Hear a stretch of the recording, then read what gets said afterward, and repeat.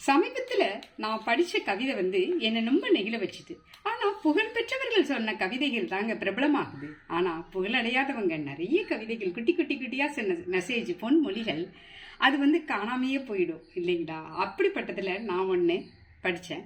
அது ரொம்ப டச்சிங்காக இருந்தது. அது என்ன அப்படின்னு கேட்டிங்கன்னா, 4 பஸ்ஸு ஏறி வந்த பெரியப்பாவை கவனிப்பதை விட இப்பொழுது வந்த காரில் இறங்கிய சித்தப்பாவை ஏன் விழுந்து விழுந்து கவனிக்கிறார்கள் என்று என் அக்கா மகள் கேட்டாள். இது கவிதையா பொன்மொழியா எதுன்னு எனக்கு தெரியாது. பட் ஆனால் ரொம்ப டச்சிங்காக இருந்துச்சு.